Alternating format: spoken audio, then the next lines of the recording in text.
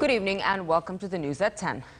Minister of State for Media Affairs Mohammed Al-Momani conveyed the greetings of His Majesty King Abdullah to the President of the Republic of Azerbaijan, Ilham Aliyev, during a meeting in the Azerbaijani capital of Baku.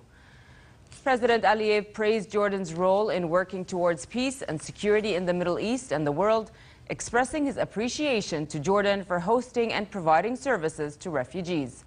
Momani highlighted the challenges facing Jordan, stressing the country's role as a pillar of stability and security in the region. Momani also spoke about the refugee crisis, the Palestinian issue, the stalled peace process, the relocation of the U.S. Embassy to Jerusalem, and U.S. recognition of Jerusalem as capital of Israel, and instability in the region. Turkey, Iran, and Russia pledged to accelerate efforts to bring stability to Syria in a three-way summit held in Ankara on the Syrian conflict. Turkish President Tayyip Erdogan, Russian President Vladimir Putin, and Iranian President Hassan Rouhani underlined their joint commitment to the country a day after U.S. President Donald Trump raised the prospect of withdrawing U.S. troops. They said they were determined to speed up their efforts to ensure calm on the ground in Syria. Meanwhile, UN humanitarian advisor for Syria, Jan Egeland, called for access to the eastern Ghouta town of Douma. Egeland said some 80 to 150,000 civilians were on their knees after years of siege and fighting.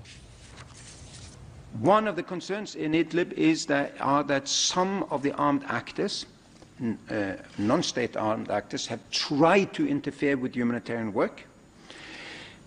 And therefore, there was also an appeal today again to those who have influence on non-state armed groups, order them to not interfere in any way with independent and neutral humanitarian work.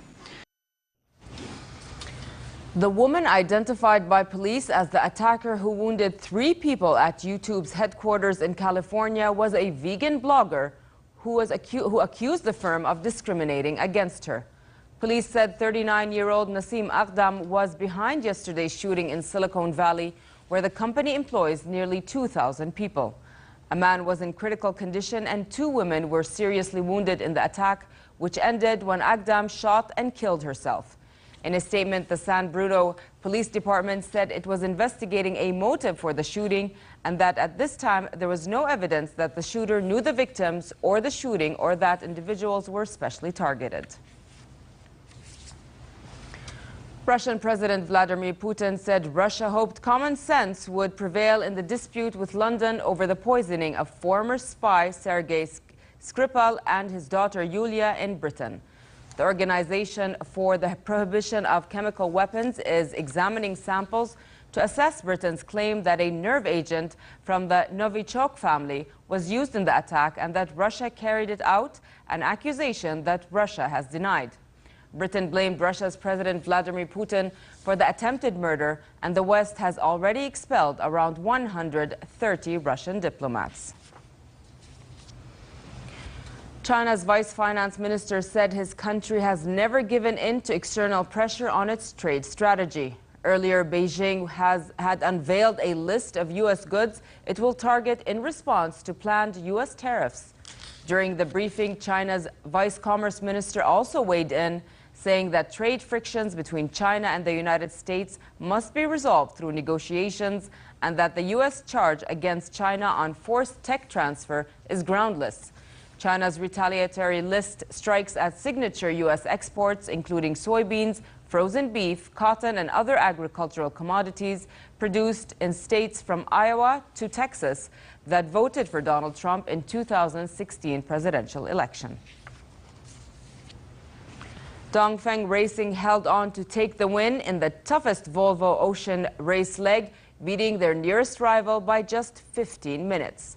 Leg 7 from New Zealand to Brazil is said to be one of the hardest legs in the history of the race.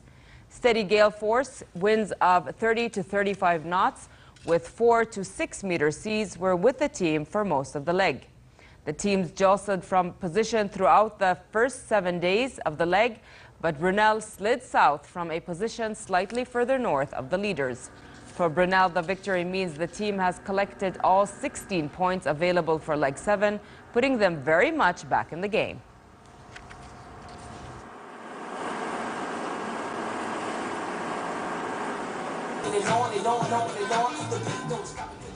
And finally, for a quick look at the weather, moderate conditions are in the forecast across the kingdom as temperatures slightly rise. Amman tomorrow can expect a high of 25 degrees Celsius and a low of 12 degrees. Further south in the Gulf of Aqaba, hot conditions are expected with daytime temperatures at 29 degrees, dropping down to 19 at night. With that, we come to the end of tonight's news. I'm Nancy Khair. Thank you for watching. Have a good night.